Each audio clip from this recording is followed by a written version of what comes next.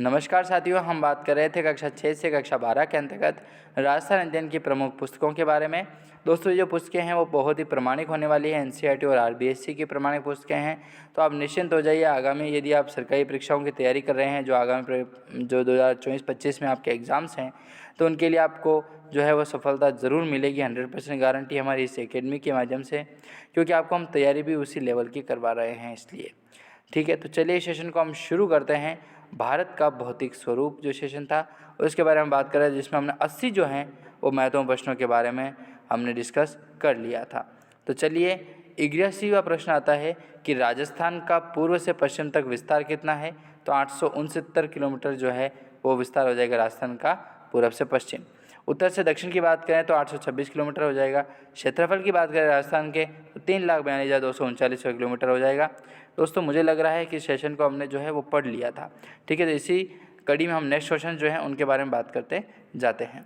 ठीक है, हमने सोल्व किए थे 90 प्रश्न तक। हाँ ठीक है, इनमें से इंपॉर्टेंट की बात की थी। एक तो मैंने आपको बताया 85वां और 87वां जो है प्रश्न है बहुत इंपॉर्टेंट था कि क्षेत्रफल की दृष्टि से राजस्थान का भारत में कौन सा स्थान है क्षेत्रफल की दृष्टि से, तो वो था प्रथम स्थान। और जनगणना 2011 के अनुसार जो है राजस्थान की जनसंख्या कितनी है, तो 6,85,00,000 जो है वो जनसंख्या मानी जाती है जनगणना के बाद की बात करें तो। ठीक है, तो 90वां प्रश्न आता था कि क्षेत्रफल की दृष्टि से राजस्थान का सबसे छोटा जिला कौन सा है, तो धौलपुर हो जाएगा।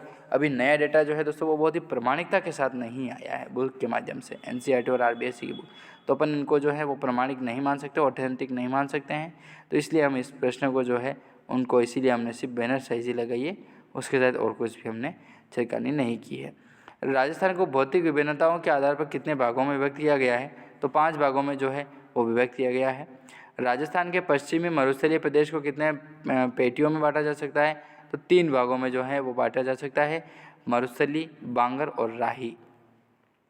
93 महत्वपूर्ण प्रश्न था कि पश्चिमी मरुस्थल में पारिस्थितिकीय बदलाव का क्या कारण था, तो वो था इंदिरा गांधी नहर।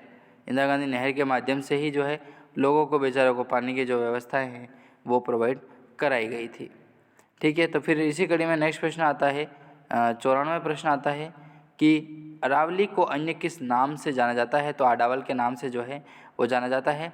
अरावली का कुल विस्तार कितना है, तो देखिए खेड़ ब्रह्मा से जो है वो दिल्ली तक 692 किलोमीटर जो है वो इसका विस्तार मानते हैं।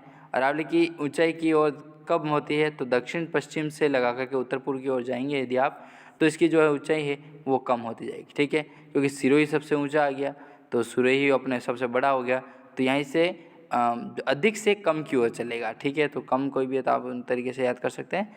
मैंने कुछ लड़कों के लड़कियों के शॉर्टकट्स नाम ढूंढे हैं, उनके आधार पर मैंने जो है पढ़ने का प्रयास किया है। ठीक है, तो फिर 97वां प्रश्न आता है कि अरावली की सबसे ऊंची चोटी कौन सी है, तो गुरु शिखर हो जाएगी, जिसका नाम है गुरु शिखर, और 1722 मीटर जो है वो इसकी ऊंचाई हो जाएगी। किस नदी का मैदान 56 का मैदान कहलाता है, तो माही नदी का जो मैदान है वो 56 का मैदान कहलाता है। बनास बेसिन किस 2 भागों में बटा हुआ है, तो करौली मालपुरा मैदान और मेवाड़ के मैदान जो हैं वो बनास बेसिन के रूप में जो हैं वो 2 भागों में बटे हुए हैं।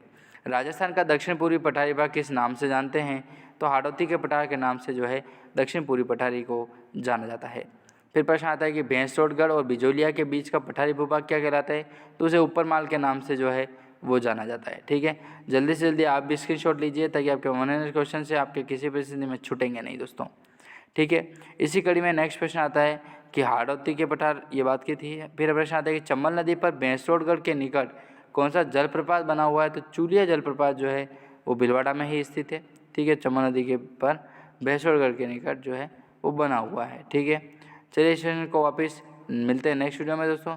तब तक के लिए जय हिंद, जय भारत।